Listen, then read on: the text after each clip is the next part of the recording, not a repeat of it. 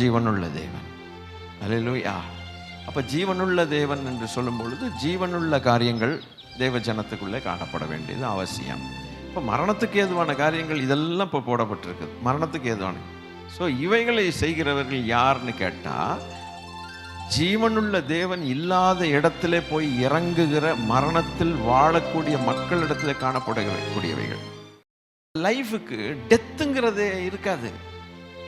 அவர் உருவாக்கினது, ஜீவனுள்ளவர் உருவாக்கினால் அது ஜீவனுள்ளது. அவர் ஜீவிக்கிறது போல தான் எல்லாமே ஜீவிக்கும். இந்த உலகத்தில் நாம் பார்க்குற மரணம் என்று சொல்லும்போது சரீரத்தை விட்டு, இப்போ மனுஷன் தன்னுடைய சரீரத்தை விட்டு போகிறான், மிருகங்களும் தங்களுடைய சரீரத்தை விட்டு போகுது. அதுக்கப்புறம் என்னங்கிறது மனுஷனுக்கு தெரியாது. அதை தான் மனுஷன் டெத்து டெத்து டெத்து டெத்துன்னு சொல்லிகிட்டே இருப்பான். ஏன்னா அவன் ரட்சிக்கப்படாதவனுக்கு அது ஒரு வார்த்தை தான் அவனுக்கு தெரியுமே ஒழிய அதுக்கு மேலே அவனுக்கு தெரியாது. ஒவ்வொருவர் மேலேயும் ஆண்டவர் அவ்வளவு கிருபையாக இருந்து நம்முடைய டெர்மினேட் பண்ணாதபடிக்கு, நம்முடைய ஜீவனை கட் பண்ணி போடாதபடிக்கு ஆண்டவர் கிருபையாக இருந்தார் என்று சொன்னால், அதனால தான் என்னாலுமே துதிப்பாய் என் ஆத்மாவே நீ என்னாலுமே துதிப்பாய். சில மக்கள் கேட்பாங்க, இயேசு வருகிறார் வருகிறார்னு சொல்கிறீங்களே இன்னும் வரவில்லையேன்னு பேதுரு கேட்குறார். இப்படி இல்லை, எல்லாரும் ரட்சிக்கப்படணுன்ட்டு அவர் ஆசையாக இருக்கிறாருன்னு சொல்லி நீடிய பொறுமை உள்ளவராக இருக்கிறார். அப்போ அன்னைக்கும் அதே வார்த்தையை பயன்படுத்தப்பட்டது. இதே வார்த்தை 2000 ஆண்டுகளுக்கு முன்னாலேயும் கடைசி காலம் என்று பயன்படுத்தப்பட்டது. இப்பவும் எவனோ குண்டு வீசுறாங்கிறதுக்காக, சண்டை போடுறாங்கிறதுக்காக கடைசி காலம்னு சொல்கிறோம். அப்போ என்னையா இதுக்கு அர்த்தம்னு கேட்குறது நியாயமாக தான் இருக்கும். புரியாத மக்கள் அப்படி தான் கேட்பாங்க. அப்போ காலங்களை நம்ம புரிஞ்சு கொள்ளாது தான் தப்பு. இந்த காலகட்டத்தை கர்த்தர் குறைத்து விட்டார் என்று சத்துருவுக்கும் தெரியுது. அப்ப அவனுக்கு என்ன தெரியுதுன்னா, இந்த காலகட்டத்தை குறைச்சிட்டார்னா அவருடைய வருகையும் ரொம்ப சீக்கிரம், சபை எடுத்துக்கொள்ளப்படுகிறது சீக்கிரம். அதனால அவனுக்கு என்ன பயம்? அவன் டைம் முடியுதுன்னு பயம். என் தாசனாகிய யோபுங்கிறார். ஒரு மனுஷனாகிய யோபுன்னு பேசல. அப்போ எந்த அளவுக்கு தேவன் சொந்தம் பாராட்டுறாருன்னு அங்கே காட்டுறார். என்னுடைய தாசன் ஒருத்தன் இருக்கிறான், அவன் அந்த உலகத்தில், அவனை நீ மோசம் போக்கலான்னு நீ என்னைக்காவது ட்ரை பண்ணியான்னு கேட்குற மாதிரி கேட்குறார். ஆஹா, நான் எத்தனையோ முறை ட்ரை பண்ணிட்டேன், நீங்கள்லவா வேலி போட்டு வச்சிருக்கிய அப்படின்னா. ஆஹா, ஓ. ஏன்னா அவனுக்கு கொஞ்ச காலம் இருக்குதுன்னு தெரிஞ்சு, கர்த்தருக்கு ஸ்தோத்திரம். இன்னைக்கு வேதத்தை வாசிக்காத எத்தனையோ கிறிஸ்தவர்கள் உண்டு, வேதத்தை நம்பாத கிறிஸ்தவர்கள் உண்டு, ஜெபிக்காத கிறிஸ்தவர்கள் உண்டு, முழங்கால் போடாத மக்கள் உண்டு. ஒரு நாள் கூட முழங்காலே போட மாட்டாங்க, அப்படிப்பட்ட மக்களும் உண்டு. சோம்பலுக்கு இடம் கொடுத்த கர்த்தருடைய பிள்ளைகள் எத்தனை பேர் உண்டு. வாழ்க்கையில் அர்த்தமே இல்லைங்கிற மாதிரி வாழக்கூடிய கர்த்தருடைய சொந்தமான பிள்ளைகள் எத்தனை உண்டு. இதெல்லாம் நம்ம விட்டுட்டு என்ன பண்ணணும்னா, கர்த்தருக்குள்ளாக அதிகமாக பிரயாசப்பட்டு நாம தற்காத்து கொள்ளணும். கர்த்தருடைய கிருபையில் தற்காத்து கொள்ளணும். கர்த்தருடைய பிள்ளைகளே, நம்ம ட்ராக் எப்படி இருக்குதுன்னு நமக்கு தான் கரெக்டாக தெரியும். நம்ம ட்ராக் தப்புன்னு நம்ம மனசாட்சி சொல்லிடுச்சுன்னா ரொம்ப சீக்கிரமாக என்ன செஞ்சிடணும், அந்த ட்ராக்கை விட்டு நோ செகண்ட் தாட். யாரையும் ஆலோசனை கேட்க வேண்டிய அவசியம் இல்லை. கர்த்தருடைய வசனம் நமக்கு ஆலோசனை சொல்லுது. That's enough. we know how to make decisions. கர்த்தர் நமக்கு ஞானத்தை கொடுத்திருக்கிறார், வசன அறிவை நமக்கு தந்திருக்கிறார். எந்த தீர்மானம் எப்படி எடுக்கணுங்கிறத கர்த்தர் நமக்கு தந்திருக்கிறார். Come on now. No, you don't need any counselor. The best counselor is the Holy Spirit.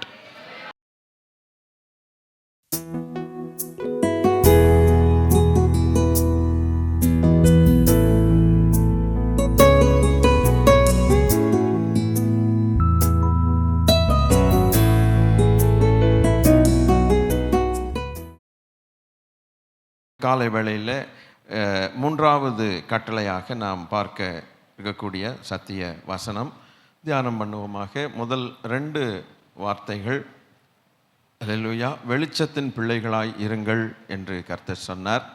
அதற்கான விளக்கத்தை கர்த்தர் தந்தார், ஆவியானவர் தந்தார். 2வதாக ஜீவனுள்ள பிள்ளைகளாய் இருங்கள் என்று கர்த்தருடைய ஜீவனை குறித்து சொன்னார். ஆகவே அவர் யார் என்பதை நமக்கு விளக்கி காட்டினார். தன்னில் தானே பிதா ஜீவனுள்ளவராய் இருக்கிறார், குமாரன் தன்னில் தானே ஜீவனுள்ளவராய் இருக்கிறார், ஆவியானவர் தன்னில் தானே ஜீவனுள்ளவராய் இருக்கிறார். நான்காவதாக தேவனுடைய வசனம் ஜீவனுள்ளதாய் இருக்கிறது. அப்படியானால் அவருடைய சபை ஜீவனுள்ள சபை, அவருடைய விசுவாசிகள், அவருடைய பிள்ளைகள் ஜீவனுள்ள தேவனுடைய பிள்ளைகள் என்று. இன்று மூன்றாவதாக ஏன் இதை கர்த்தர் அதை வேறுபடுத்தி காட்டுகிறார்? The left hand side is the heavenly glory, the right hand side is the darkness side. அப்போது வெளிச்சம் இல்லை, முதலாவது பாயிண்ட், வெளிச்சம் இல்லாத இடத்துல இருள் இருக்கும். இருள் இருக்கிற இடத்துல வெளிச்சத்தின் பிள்ளைகள் இருக்க மாட்டார்கள். இருளின் பிள்ளைகள் வெளிச்சம் இருக்கிற இடத்துல அவர்கள் இருக்க மாட்டார்கள். வெளிச்சத்தின் பிள்ளைகள் வெளிச்சத்தில் இருப்பார்கள், இருளின் பிள்ளைகள் இருளில் இருப்பார்கள். அது நம்பர் 1. அப்போ இருளுள்ள ஸ்தலம் என்று சொல்வது நரகத்துக்கு குறிக்கிறது. நரகம் என்று சொல்லும்போது ஒரு இடம், அந்த இடத்தை இயர்மார்க் பண்ணி வச்சிருக்கிறார். அங்கே ஆண்டவர் வருவதே இல்லை, உலாவதில்லை. என் தேவன் இல்லாத ஒரு இடம், இருளான இடம்தான். கர்த்தருக்கு ஸ்தோத்திரம். தேவன் இல்லாத, இயேசு கிறிஸ்து இல்லாத குடும்பங்கள் இருளான குடும்பங்கள். ஸ்தோத்திரம். கர்த்தராகிய இயேசு கிறிஸ்து இல்லாத பிஸ்னஸ் இருளான business.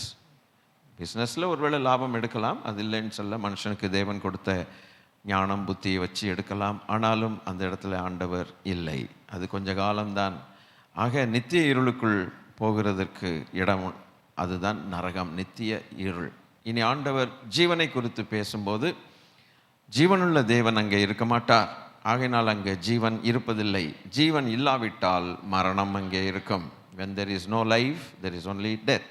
When there is no light, there is only darkness. Hallelujah. ஆக இந்த 2 காரியங்கள். இன்றைக்கு மூன்றாவதாக அன்பிலே நடந்து கொள்ளுங்கள் என்று ஆண்டவருடைய கட்டளை. 7 கட்டளைகளில் மூன்றாவது கட்டளையாக நாம் கொஞ்ச நேரம் பார்க்க இருக்கிறோம். But I am not going to touch upon the left hand side, but concentrate on the right hand side. அதாவது இருளின் காரியம், அந்த நரகத்தின் காரியத்தை தான் அதிகமாக தொட வேண்டியிருக்கும். சில நேரங்களில் லெஃப்டில் அதிகமாக தொடுவோம், அதாவது ஆண்டவருடைய காரியங்களை தொடுவோம். சில நேரங்களில் ரைட்டில் தொடுவோம். அல்லேலூயா. எப்படியோ மொத்தத்தில் நாம் நம்மை காப்பாற்றிக் கொள்ள வேண்டும். முதலாவது வெளிச்சத்தின் பிள்ளைகளாய் நடந்து கொள்ள வேண்டும். அப்படியானால் இருளின் கிரியைகள் நம்மை விட்டு அகற்ற வேண்டும், இருளின் காரியங்களை அகற்ற வேண்டும். நம்பர் 1. 2வது மரணத்தின் காரியங்களை அகற்ற வேண்டும். மரணத்தின் காரணம், நம்ம மரணம் சம்பவிக்கக்கூடிய காரியங்கள். அப்படின்னா என்ன, கொஞ்சம் எக்ஸ்பிளைன் பண்ணுங்க பாஸ்டர் என்னங்கன்னா, ரொம்ப சிம்பிள். என்னென்னா வசனம் சொல்லுது மரணத்துக்கு ஏதுவான பாவங்கள் உண்டு என்று எழுதியிருக்கிறது. கொஞ்சம் சொல்கிறீங்களா? மரணத்துக்கு ஏதுவான. இப்போ மரணத்துக்கு ஏது அல்லாத பாவங்களும் உண்டு. அவைகளை குறித்து நான் ரொம்ப பேசலை. மரணத்தை குறித்ததான பாவங்களை குறித்து நான் இப்போ பேச மாட்டேன்னு சொல்லி ஜான் அழகாக எழுதுகிறார். இப்படி ஷார்ட்டாக எழுதி முடிச்சுட்டு போயிட்டார். மரணத்துக்கு ஏதுவான பாவங்கள், மரணத்துக்கு ஏது அல்லாத பாவங்கள்னு. அப்போது அந்த மரணத்துக்கு ஏதுவான பாவங்கள்னால் திருப்பி நம்ம மைண்டு வேலை செய்யுது. அப்படின்னா அதுனா என்ன எங்களுக்கு சொல்லி கொடுங்க, அது தேவைப்படுது கேட்கணுன்னா. பவுல் அதை ரோமருக்கு எழுதும்போது ரொம்ப அழகாக எழுதுகிறார். முதல் அதிகாரத்தில் ஒரு பெரிய லிஸ்ட்டு போடுகிறார். 29லேருந்து பவுல் ஒரு லிஸ்ட்டு போடுகிறார். அவர்கள் சகலவித அநியாயத்தினால், அப்போ அநியாயம் சகலவித, கொஞ்சம் நம்பர் 1 நீங்கள் பைபிள்லையே நீங்கள் குறித்து வச்சுக்கலாம். சரி, அவர்கள் சகலவித அநியாயம் நம்பர் 1.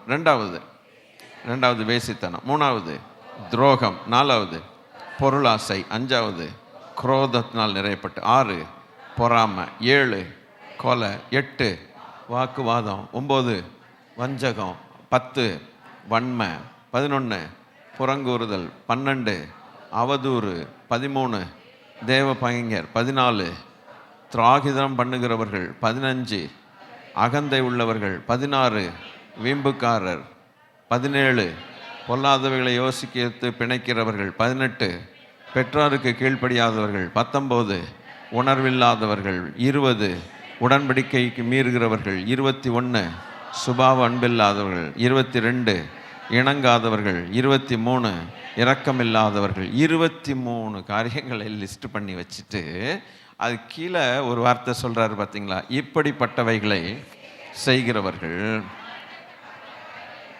என்று தேவன் தீர்மானித்த நீதியான தீர்ப்பை அவர்கள் அறிந்திருந்தும் அவைகளை தாங்களே செய்கிறதும் அல்லாமல் அவைகளை செய்கிற மற்றவர்களிடத்தில் பிரியப்படுகிறவர்களுமாய் இருக்கிறார்கள். இது ரொம்ப ஆபத்தான ஒரு லிஸ்ட்டு, ரொம்ப டேஞ்சர். இப்போ இந்த டேஞ்சரில் இருக்கக்கூடிய, இந்த லிஸ்ட்டில் இருக்கக்கூடிய பாவங்கள் நம்மளை யாரையும் தொடக்கூடாது, நம்ம வரவிட்டக்கூடாது, நம்ம ஜீவியத்தில் அவைகளை என்றைக்குமே வரவிடக்கூடாது. அது ஒன்றா இருந்தாலும் கூட ஆபத்து தான். ஸ்தோத்திரம். அது ஒன்று கூட என்ன செய்யுதுன்னா நேராக மரணத்துக்கு கொண்டு போயிடுதுங்கிறார். ஆக நம்முடைய தேவன் ஜீவனுள்ள தேவன். அல்லேலூயா. அப்போ ஜீவனுள்ள தேவன் என்று சொல்லும் பொழுது ஜீவனுள்ள காரியங்கள் தேவ ஜனத்துக்குள்ளே காணப்பட வேண்டியது அவசியம். இப்போ மரணத்துக்கு ஏதுவான காரியங்கள் இதெல்லாம் இப்போ போடப்பட்டிருக்குது, மரணத்துக்கு ஏதுவான. ஸோ இவைகளை செய்கிறவர்கள் யாருன்னு கேட்டால், ஜீவனுள்ள தேவன் இல்லாத இடத்துல போய் இறங்குகிற மரணத்தில் வாழக்கூடிய மக்களிடத்தில் காணப்படக்கூடியவைகள். அதாவது ஜீவனுள்ள தேவன் பரலோகத்தில் இருப்பார், ரைட்டா இல்லையா? அப்போ ஆண்டவர் இல்லாத இடம் என்னதான் இடம்? அதான் நரகம், அது இருளாக இருக்கும். இருள்னா ஜீவனுள்ள தேவன் இருக்கிற இடத்துல தேவனுடைய ஜீவன் விளங்கும். ஜீவன் இல்லாத உயிர் இல்லாத ஆண்டவர் இல்லாத இடம் வந்து நரகத்தில் ஜீவன் உயிர் இருக்கிறது இல்லை, அந்த ஜீவ இருக்கிறது இல்லை. நீங்கள் புரிஞ்சுக்குவீங்க. அப்போ அந்த இடத்துல என்ன இருக்கும்? ஜீவனுக்கு பதிலாக மரணம் இருக்கும்.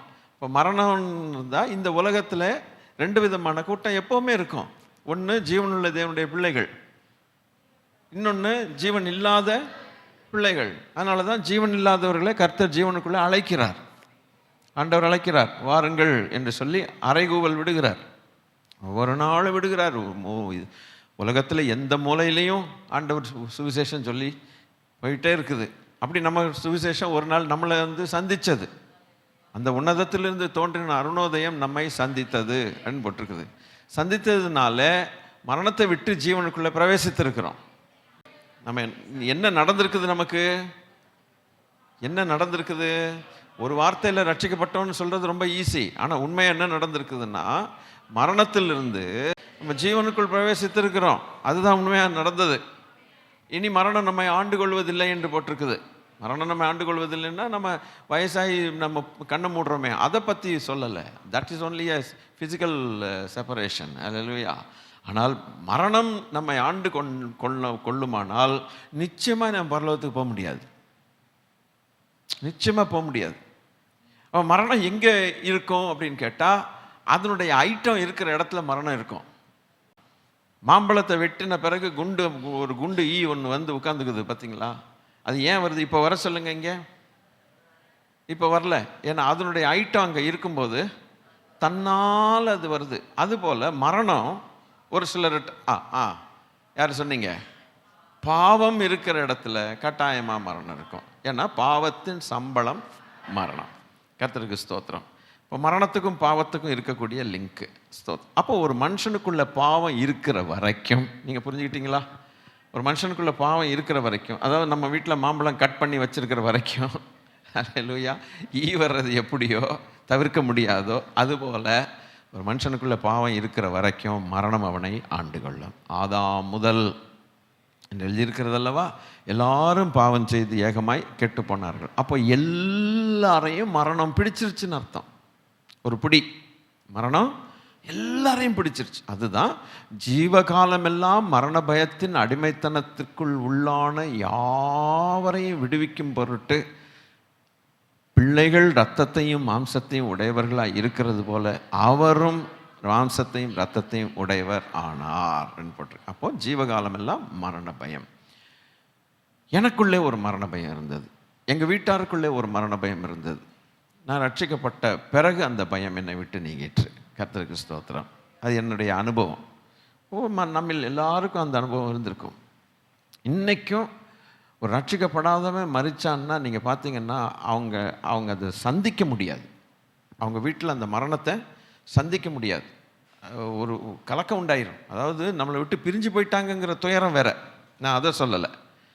ஆனால் மரண பயம்னு ஒன்று இருக்குது பார்த்தீங்களா, தாங்க முடியாது. அதனால தான் நல்ல டோஸ் போட்டுருவாங்க, குடிச்சிடுவாங்க. குடித்து எப்படியாவது அவங்க அந்த பயத்துலேருந்து குடியில் மறந்துடணும்னு பார்ப்பாங்க. அதனால தான் சில இதெல்லாம் கொண்டு போகும்போது குடித்து வெறிச்சு ஆடி ஒரு பயத்தில் அது நடக்கும். ஏன்னா அவங்களுக்கு எதிர்காலம் தெரியாது, இருண்டு போயிடும். என்னடா எங்கடா போனாங்க, எங்கே போனாங்க, என்ன ஒன்றுமே தெரியாது. மறக்கணும்னு பார்ப்பான். அதனால தான் குடிச்சிடுறான். இன்னைக்கு மரணத்தை கண்டு பயப்படாத ஒரு கூட்டம் இருக்குமானால் ஜீவனுள்ள தேவனுடைய பிள்ளைகளாகிய கர்த்தருடைய பிள்ளைகள் நாம் தான். கர்த்தர் நல்லவர். பிரிவு வேற, பிரிவோ இன்னும் நல்ல காரியங்களை செய்யலையே அப்படிங்கிறது வேற. நான் அதை குறித்து சொல்லலை. ஆனால் நம்முடைய ஜீவன் போகும்போது நமக்கு பயமில்லாமல் போகலாம். ஏன்னா நம்ம போகிற இடம் நமக்கு நல்லா தெரியும். ஜீவனுள்ள ஒரு தேசத்தில் நான் பிரவேசிப்பேன் அப்படின்னு சங்கீதக்காரன் சொல்லுகிறான். ஜீவனுள்ளது. அப்போது வாழ்நாளெல்லாம் நன்மையும் கிருபையும், ஜீவனுள்ள நாளெல்லாம் நன்மையும் கிருபையும் என்னை தொடருன்னு சொல்லிட்டு நான் ஜீவனுள்ள கடைசியில் 23 முடிக்கிறான் பாருங்க சங்கீதத்தில். நான் கர்த்தருடைய வீட்டில் நீடித்த நாட்களால் நிலைத்திருப்பேன். அந்த வார்த்தையை பாருங்க, அந்த வார்த்தையை பாருங்க. ஒரு ரட்சிக்கப்படாதவன் இந்த வார்த்தையை சொல்ல முடியாது. இன்னைக்கு ரட்சிக்கப்பட்டவன் இது தாவீது சொன்னான்னு சொல்லி கொண்டாடிட்டு போகக்கூடாது. தாவீது சொல்ல, இப்போ பழைய ஏற்பாட்டிலேயே தாவீது சொல்ல முடியுமானால் புதிய ஏற்பாட்டு சபையார் எவ்வளோ அதிகமாகி சொல்லணும். நீங்கள் புரிஞ்சுக்கிட்டீங்க, அதுக்காக நன்றி. இல்லையா, புரிஞ்சுக்கிட்டீங்களா? பழைய ஏற்பாட்டில் இயேசு கிறிஸ்துவை சந்திக்காத ஒரு தாவீதே அவன் அழகாக ஒரு தீர்க்க தரிசனமாக ஒரு வார்த்தையை சொல்கிறான். நான் கர்த்தருடைய வீட்டில் நீடித்த நாட்கள்னால் நித்திய ஜீவன். நீடித்த நாட்கள், அதாவது ஜீவனில் நன்மையும் கிருபையும் என்னை தொடருன்னு சொல்லிட்டு அத்தோட விட்டுறாமல் நான் எங்கே போய் நீடித்த நாட்களை தங்கியிருப்பேன், நான் தேவனுடைய ஆலயத்தில் தங்கியிருப்பேன்னு சொல்லிட்டு இங்கே சொல்கிறான். ஆனால் பரலோகத்தை குறித்து அவன் 23 கடைசியில் பாடுகிறான். புதிய ஏற்பாட்டில் நாம் எந்த அளவுக்கு அதிகமாய் சொல்ல வேண்டும். இந்த மரணம் இருக்கக்கூடிய இன்னைக்கு மரணம் இருக்கு, அதுக்குள்ளே போகிற ஜனங்கள் அதுக்கான கிரியைகளை இந்த பூமியிலே செய்கிறார்கள். அதான் இந்த கிரியைகளுடைய லிஸ்ட்டு. இந்த லிஸ்ட்டு ஜீவனுள்ள ஜனங்கள், ஜீவனுக்கு போகிறவர்கள் இந்த லிஸ்ட்டில் ஒன்று கூட இருக்கக்கூடாது என்று கர்த்தர் விரும்புகிறார். என்ன சொல்கிறீங்க, என்ன சொல்கிறீங்க? அவங்க மரணத்துக்குள்ளே போகிறவர்கள், அதை போகக்கூடாதுன்னு தான் நம்ம ஆசை. அதுதான் நம்ம ஜெபமும் நம்முடைய காரியங்களாக இருக்குது. ஆனால் அங்கே தான் போவேன்னு ஒருத்தன் உட்கார்ந்துருந்தான்னா கர்த்தரே விட்டுறாரு, வேற வழி இல்லைன்ட்டு. என்ன பண்ண முடியும்? சாய்ஸ் இஸ் யுவர்ஸ்ன்ட்டார். ஸ்தோத்திரம். போன வாரத்தில் நான் சொன்னது திரும்பி திரும்பி எனக்கு அது இந்த சுவிசேஷத்தை ரொம்ப கிளியராக ப்ரெசன்ட் பண்ணணுங்கிற ஒரு ஆசை. Unlimited life, life never ends. அல்லேலூயா. லைஃப்ங்கிறது கர்த்தர் அப்படி தான். எந்த லைஃபாக இருந்தாலும் இட் நெவர் எண்ட்ஸ். இது ஒரு சிலருக்கு தெரியாத ஒரு காரியம். எதாக இருந்தாலும் ரொம்ப டீப்பாக அதில் போக மாட்டேன். மனுஷ வாழ்க்கைக்கு மாத்திரம் நான் குறிப்பிட்டு பேசுகிறேன். மிருக ஜீவன்களுடைய காரியங்கள் இப்போ நான் உங்களுக்கு சொல்லலை, குழம்பி போயிடுவீங்க. Life is unlimited, it never dies. ஏன் அப்படின்னா God never dies. அல்லேலூயா. ஆண்டவர் மரிப்பதில்லை. அவர் நமக்காக மரணத்தை ஏற்றுக்கொண்டாரே ஒழிய அவருக்கு மரணம் என்பது கிடையவே கிடையாது. அப்போ அவர் உருவாக்கின ஜீவன்களும் அந்த லைஃபுக்கு டெத்துங்கிறதே இருக்காது. அவர் உருவாக்கினது ஜீவனுள்ளவர் உருவாக்கினால் அது ஜீவனுள்ளது. அவர் ஜீவிக்கிறது போல தான் எல்லாமே ஜீவிக்கும். இந்த உலகத்தில் நாம் பார்க்குற மரணம் என்று சொல்லும்போது சரீரத்தை விட்டு, இப்போ மனுஷன் தன்னுடைய சரீரத்தை விட்டு போகிறான், மிருகங்களும் தங்களுடைய சரீரத்தை விட்டு போகுது. அதுக்கப்புறம் என்னங்கிறது மனுஷனுக்கு தெரியாது. அதை தான் மனுஷன் டெத்துன்னு சொல்லிகிட்டே இருப்பான். ஏன்னா அவன் ரட்சிக்கப்படாதவனுக்கு அது ஒரு வார்த்தை தான் அவனுக்கு தெரியுமே ஒழிய அதுக்கு மேலே அவனுக்கு தெரியாது. அதை மரணம்னு கூப்பிடுவாங்க, அவ்வளோதான். அதுக்கு மேலே அவங்களுக்கு ஒன்றுமே தெரியாது, டெத்துமா. ஆனால் ஒரு ரட்சிக்கப்பட்டு விஷயங்கள் தெரிஞ்சு கர்த்தரை அறிஞ்ச மக்களுக்கு தெரியும், லைஃப் ஹேஸ் நோ டெத். அல்லேலூயா. அப்போது இந்த அன்லிமிட்டெட் லைஃப் ஒரு லிமிட்டெட் பாடிக்குள்ளாக, லிமிட்டெட் டைம் ஸ்பேன் என்று சொன்னால் ஒரு லிமிட்டெட் ஒரு டைம் அளவு, காலத்தின் அளவில் குறித்து வச்சு 70 வருஷமோ 80 வருஷமோ அல்ல அதுக்கு மேலே ஒரு போனஸோ ஏதோ ஒன்று கொடுத்து வச்சு இந்த சரீரத்தில் ஃபிசிக்கல் வேர்ல்டுக்குள்ளே கொண்டு வந்துட்டாங்க. இப்போ நீங்கள் கேட்கலாம், ஏன் இந்த மாதிரிலாம் கொண்டு வந்திருக்கீங்க, நீங்கள் பேசாமல் விட்டுலாமே. பேசாமல் தான் விட்டார். ஆனால் வேணா என்னன்னா அவரை பேச வச்சிட்டோம், வேற ஒன்றும் இல்லை. மனுஷன் ஸ்தோத்திரம். சில காரியங்களை சொல்கிறதுக்கு நான் முன் வருகிறேன் இப்போ தொடர்ச்சியாய். அவர் என்ன பண்ணிட்டார்னா இந்த மாம்சத்தில் இருக்கக்கூடிய மனுஷனுக்கு டைமை ஃபிக்ஸ் பண்ணிட்டார். ஆண்டவர் ஃபிக்ஸ் பண்ணிட்டார். அன்னைக்கு 960 930 கூட வாழ்ந்தாங்க வருஷங்கள். அதை அப்படியே குறைச்சி இப்போது ஆன் அன் ஆவரேஜ் நீங்கள் எடுத்து பார்த்தீங்கன்னா ஒரு சராசரி 70 60 ஏதோ ஒன்று தெரியல. ஆன் அன் ஆவரேஜில் லைஃப் ஸ்பேன் முடியுது. அப்போது 960 டேஸ் இருந்த நாட்களில் கொடுக்கப்பட்ட தவணை குறைச்சிட்டாரு. குறைச்சி டெசிஷன் மேக்கிங்க்கு சான்சஸை, I think you can understand, he reduced it. So 960 days கொடுத்த தெய்வம் அப்படியே குறைச்சி, நான் ஆன் அன் ஆவரேஜ் ஒரு சராசரியாய் ஒரு 70 வருஷம் வச்சுக்கலாமா, 60 to 70 போதும்ட்டார். அப்போ நீடிய பொறுமையுள்ள தேவனுடைய கொஞ்சம் பொறுமையும் என்ன பண்ணுது, ஒரு காரியத்தை 960 வருஷம் பொறுத்திருக்கிறது எப்படி, இல்லை 60 வருஷம் பொறுத்திருக்கிறது எப்படி? கொஞ்சம் கிரிட்டிக்கலாக நீங்கள் திங்க் பண்ணீங்கன்னா it will touch our intellect. ஹல்லேலூயா. 960 வருஷம் ஒரு காரியத்துக்காக காத்திருக்கணும்னா எப்படி இருக்கும், 60-70 வருஷம் காத்திருக்கணும்னா எப்படி இருக்கும்? இது ரெண்டில் எது நீங்கள் தெரிந்து கொள்வீங்க? 960 வருஷம் காத்திருக்கணுமா ஒரு இன்க்ரிமெண்ட்டுக்கு? சேலரி ரைஸுக்கு 960 வருஷம் காத்திருக்கணுமா? சம்பள உயர்வுக்கு செத்தே போயிடுவோமே. ஆனால் உயிர் வச்சிருக்கிறாரு. ஆனால் ஒரு 60 இயர்ஸ் காத்திருக்கணுமா சம்பள உயர்வுக்கு? அதுவும் கஷ்டம். 1 இயர் வேணால் காத்திருக்கலாம். ஒரு வருஷத்தில் நம்ம காத்திருந்து அந்த வருஷம் முடிகிறதுக்கு முன்னாலே 2 மாதத்துக்கு முன்னாலே கால்குலேட்டர்லாம் டைப் படிக்க ஆரம்பிக்கும். எவ்வளோ வரும், எவ்வளோ வரும், இவ்வளோ வரும், அவ்வளோ வரும், இவ்வளோ வரும்ன்ட்டு. மனுஷனுக்கு அவ்வளவு ஆசை, காத்திருக்க முடியாது. ஆனால் சர்வ வல்லவர் எவ்வளவு காத்திருந்து அதை கொண்டு வந்து இறக்கி, நீங்கள் தான் வெளியில் எல்லாத்தையும் சொல்லணும். சுவிசேஷன் சொல்லும்போது இதெல்லாம் யூஸ்ஃபுல்லாக இருக்கும். யோ பாரியா, இதாவது வச்சிருக்கிறாரியா. அப்போது இதை விட 30 ஆக்கிட்டார்னா, 30, 20, 10 ஆக்கிட்டார். அவர் ஆக்குனா யார் என்ன செய்ய முடியும்? பிறக்கிறவெல்லாம் 20 வயசுலேயே போயிடுறான்னா எப்படி இருக்கும்? சீக்கிரமாக தீர்மானம் எடுன்னா எப்படி? அவன் எடுக்காமலே என்ன செஞ்சிருவான்? ஆனாலும் சர்வ வல்லவர் எல்லாத்தையும் இறக்கி இது போதும் என்று சொன்னால், இதை விட அவருடைய பொறுமை இன்னும் குறைஞ்சிருச்சுன்னா என்ன ஆகும்? பாஸ்டர் ஒரு 5 பாயிண்ட்டை சொல்லி எங்களை விடுவீங்களா? உண்மையாக இருப்பது எப்படி?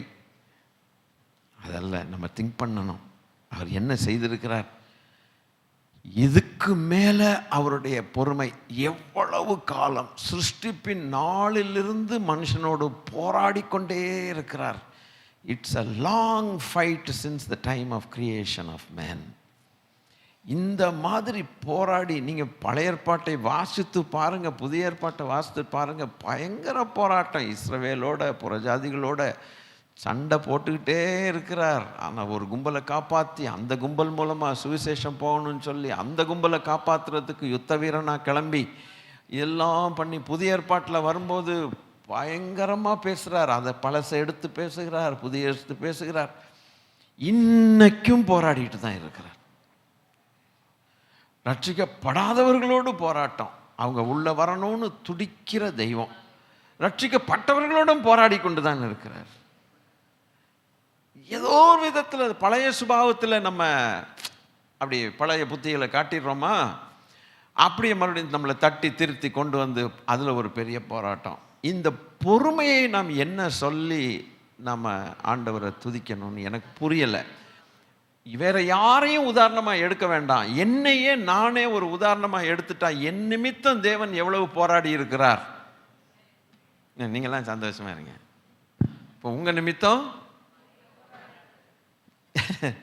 நான் பண்ண தப்புகளுக்காக என் ஆண்டவர் என்னோடு எவ்வளவு போராடி என்னை மறுபடியும் ட்ராக்கில் திருப்பி கொண்டு வந்திருக்கிறார். மறுபடியும் பாதையில் எனக்கு தெரியும் நான் பண்ண தப்பு என்னன்னு. என்ன சொல்கிறீங்க? பாஸ்டர் ரொம்ப தப்பு பண்ணிட்டார் போல இருக்குது அப்படிலாம் நினைக்கிறதுக்கு இடமே இல்லை. அவங்களுக்கு தெரியும் அவங்கவுங்க என்னென்ன தவறுகள் செய்திருக்கிறாங்க. நம்ம ஒவ்வொருவர் மேலேயும் ஆண்டவர் அவ்வளவு கிருபையாக இருந்து நம்முடைய டெர்மினேட் பண்ணாதபடிக்கு, நம்முடைய ஜீவனை கட் பண்ணி போடாதபடிக்கு ஆண்டவர் கிருபையாக இருந்தார் என்று சொன்னால், அதனால தான் எந்நாளுமே துதிப்பாய் என் ஆத்துமாவே நீ எந்நாளுமே துதிப்பாய், இந்நாள் வரையும் உன்னதனார் செய்த தயவை நீ எண்ணி எந்நாளுமே துதிப்பாயின்னு ஒரு அழகான ஒரு பாட்டு ஒன்று இருக்குது. தேவ பிள்ளைகளே, திடீர்னு ஒரு தாட்டு வந்தது, இங்கே தான் வருது. 960 கொண்டு போய் 60க்கு 70க்கு இறக்கிட்டாரே கர்த்தர். இதை யாராவது யோசித்தோமா? ப்ளீஸ் டெல் மீ ஆனஸ்ட்லி, யாரை சொல்லுங்க, ஏன்டா இது இப்படி இறக்குனார்? அப்போ அவருடைய பொறுமையும் என்ன செஞ்சிட்ருக்கு? குறைச்சிக்கிட்டே வருது. அப்போது தீர்மானங்கள் எடுக்கக்கூடிய காலங்களையும் கர்த்தர் என்ன செஞ்சிட்டார்? குறைச்சிட்டார். அப்போது அவருடைய ரட்சிப்பு துரிதமாய் விளங்கிற்று. கர்த்தருக்கு ஸ்தோத்திரம். குமாரனை வெளிப்படுத்தினதுக்கு அப்புறம் ரொம்ப நேரம் தேவையில்லை. ஆண்டவருடைய குமாரன் வெளிப்படாத காலங்கள் வரைக்கும் நிறைய டைம் கொடுக்கலாம். ஏன்னால் நியாயப்பிரமாணம் பேசட்டும். குமாரனே வந்து இந்த கடைசி காலத்தில் பிரத்யட்சமாய் மனுஷர்கள் கண்கள் காணும்படி, மனுஷர்கள் காதுகள் கேட்கும்படி, மனுஷர்கள் கைகளினால் அவரை தொட்டு தடவி பார்க்கும்படிக்கு வந்த குமாரன் வந்ததுக்கு அப்புறம் இன்னொரு 900 ஆண்டு தேவையா? என்னுடைய ஆர்குமெண்ட் இப்படி தான் போகுது. இதை நீங்க புரிஞ்சுக்கணும். டக்குன்னு கீழே வந்துட்டார். இப்போ குமாரன் வந்துட்டு 2000 ஆண்டுகளுக்கு மேலாகி போச்சு. அவர் வந்து கூட அப்போ இன்னொரு 900 ஆண்டு இப்போலேருந்து வேணுமா மனுஷனுக்கு? வேணும்னு நம்ம கேட்டால் கூட அவர் தரமாட்டார். ஏன்னா எவ்ரிதிங் இஸ் அனௌன்ஸ்ட். எல்லாமே பட்ட பகலை போல எல்லாமே கொடுக்கப்பட்டது, வெளிப்படுத்தி விட்டாச்சு. The decision making must be very quick now. ரொம்ப குவிக்காக மனுஷன் என்ன பண்ணணும்? தீர்மானம் எடுத்துக்கொள்ளணும். அதுபோல் ஜீவனுக்குள்ளே வந்தவர்கள் ஜீவ பாதையில் நடக்கிறதுக்கும் குவிக்காக டெசிஷன்ஸ் எடுக்கணும். அல்லேலூயா. சபைக்குள்ளே வந்தவர்கள் வெளியில் போகாதபடிக்கு சரியான தீர்மானங்கள் வேக வேகமாக எடுக்கணும். பரிசுத்தத்தின் மேல் பரிசுத்தம் அடைகிறதுக்கு வேக வேகமாக எடுக்கணும். நீதிமான் நீதியை செய்கிறவன் அதிக நீதியை செய்யட்டுங்கிறது வேக வேகமாக செய்யணும். பரிசுத்தமாக இருக்கிறவன் இன்னும் வேக வேகமாய் பரிசுத்தமாக வேண்டும். நீதி செய்கிறவன் காலம் இல்லை, காலம் இல்லை. என் ராஜா வந்து, நம்முடைய ராஜா வந்து பிறகும் 2000 ஆண்டுகள் ஆனதுக்கு அப்புறமும் சபையை ஸ்தாபித்து இந்த கடைசி நேரங்கள், கடைசி காலம் அல்ல, காலத்துக்கும் நேரத்துக்கும் வித்தியாசம் உண்டு. காலங்கள் என்று சொல்லும் கடைசி, ஏற்கனவே உங்களுக்கு சொல்லி கொடுத்துருக்கேன். கடைசி காலம் என்று சொல்லும் பொழுது நம்முடைய ஆண்டவராகிய இயேசு கிறிஸ்து வந்த நாளிலிருந்து அவர் மறுபடியும் வருகிற நேரங்கள் காலம் வரைக்கும் கடைசி காலம்தான். நம்ம என்ன நினைக்கிறோம்? எவனோ ஜப்பான் மேலே குண்டு போட்டான், இது கடைசி காலம்னு சொல்கிறோம். No, it is not. ஏன்னா ஆண்டவர் இயேசு கிறிஸ்து வந்ததுலேருந்து, சுவிசேஷன் சொல்லப்பட்ட நாள்லேருந்து, பைபிள் எழுதப்பட்ட நாள்லேருந்து நீங்கள் பார்த்தீங்கன்னா அப்போஸ்தலர்கள் கடைசி காலம் தான் சொல்கிறான். அப்போஸ்தலன் அன்னைக்கு கடைசி காலம்னு சொன்னவன் இன்னும் இயேசு வரலையே. அதை தான் சில மக்கள் கேட்பாங்க, இயேசு வருகிறார்னு சொல்கிறீங்களே, இன்னும் வரவில்லையேன்னு பேதுரு கேட்குறார். இப்படி இல்லை, எல்லாரும் ரட்சிக்கப்படணுன்ட்டு அவர் ஆசையாக இருக்கிறாருன்னு சொல்லி நீடிய பொறுமை உள்ளவராக இருக்கிறார். அப்போ அன்னைக்கும் அதே வார்த்தையை பயன்படுத்தப்பட்டது. இதே வார்த்தை 2000 ஆண்டுகளுக்கு முன்னாலேயும் கடைசி காலம் என்று பயன்படுத்தப்பட்டது. இப்பவும் எவனோ குண்டு வீசுறாங்கிறதுக்காக, சண்டை போடுறாங்கிறதுக்காக கடைசி காலம்னு சொல்கிறோம். அப்போ என்னையா இதுக்கு அர்த்தம்னு கேட்குறது நியாயமாக தான் இருக்கும். புரியாத மக்கள் அப்படி தான் கேட்பாங்க. அப்போ காலங்களை நம்ம புரிஞ்சு கொள்ளாது தான் தப்பு. என்னன்னா, ஆண்டவராகிய இயேசு கிறிஸ்து வந்த நாள்லேருந்து, உயிர்த்தெழுந்து சபை ஸ்தாபிக்கப்பட்ட நாள்லேருந்து அவர் மறுபடியும் மேகங்களுடனே வருகிற நாள் வரைக்கும் அது கடைசி காலம்தான். ஏன் கடைசி காலம்னா, that is the last dispensation of time. அது ஒரு காலகட்டம். அது காலம் என்று சொல்லுகிறது நாள் அல்ல, நாட்கள் வேற, காலம் வேற. It is a dispensation. அது இட்ஸ் அ டைம் ஃப்ரேம். அந்த கிருபையின் காலகட்டம். கிருபை வெளிப்பட்ட நாளிலிருந்து கிருபை முடிகிற நாள் வரைக்கும் இடைப்பட்ட காலத்துக்கு பெயர் கிருபையின் காலம், கடைசி காலம். அந்த காலத்தை விட்டுட்டோம்னா அதுக்கப்புறம் ரட்சிப்பு வர்றது முடியாத ஒரு காரியம். இந்த காலகட்டத்தை தாண்டின பிறகு இன்னொரு ரட்சகர் வருவார்னு எதிர்பார்க்கிறது பைத்தியக்காரத்தனமான காரியம். இன்னொரு ரட்சகர் இல்லையே, வந்தவர் வந்து முடித்தாரே, வேற ரட்சகர் இல்லையே, வேற கர்த்தர் இல்லையே. Therefore the last days, the last time frame, the last dispensation is the grace dispensation of grace, கிருபையின் காலம். இதை மறுபடியும் நான் சொல்ல வேண்டிய ஒரு அவசியம் வந்தது கர்த்தருடைய பிள்ளைகளுக்கு. ஆகவே இதை புரிஞ்சு வச்சுக்கோங்க. அப்போ இந்த காலகட்டத்தில் சீக்கிரமாக தீர்மானங்கள் எடுக்கணும். அப்போ சீக்கிரமாக சுவிசேஷம் அறிவிக்க வேண்டும். கர்த்தர் நல்லவர். சீக்கிரமாக இந்த காலகட்டத்தை கர்த்தர் குறைத்து விட்டார் என்று சத்துருவுக்கும் தெரியுது. அப்ப அவனுக்கு என்ன தெரியுதுன்னா, இந்த காலகட்டத்தை குறைச்சிட்டார்னா அவருடைய வருகையும் ரொம்ப சீக்கிரம், சபை எடுத்துக்கொள்ளப்படுகிறது சீக்கிரம். அதனால அவனுக்கு என்ன பயம்? அவன் டைம் முடியுதுன்னு பயம். நமக்கு ஒரு பக்கம் குதூகலம், கொண்டாட்டம். ஐயா சீக்கிரம் வந்துட்டார்னா சீக்கிரம் என்ன செய்யலாம்?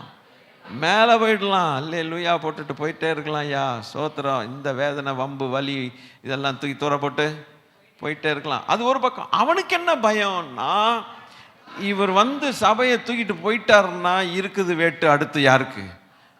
அவன் மேட்ரை எடுப்பாருன்னு அர்த்தம். ஸ்தோத்திரம். இது வரைக்கும் அவன் மேட்ரை எடுக்காம வச்சிருக்கிறார்.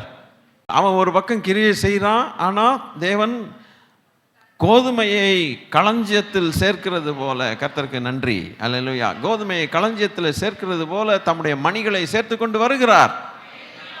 அந்த மணிகளை காப்பாற்றி கொண்டு வருகிறார். அப்புறம் அதில் தான் அவர் முக்கியத்துவம் கொடுக்கிறார், கவனம் அதில் தான் வைக்கிறார். இப்போ எந்த விதத்திலும் வேற எங்கேயும் கவனம் வைக்கல. அவனை இன்னும் தொடலை. ஸ்தோத்திரம். அவனை தொடாத வரைக்கும் அவன் ஆட்டம் போடுறான்.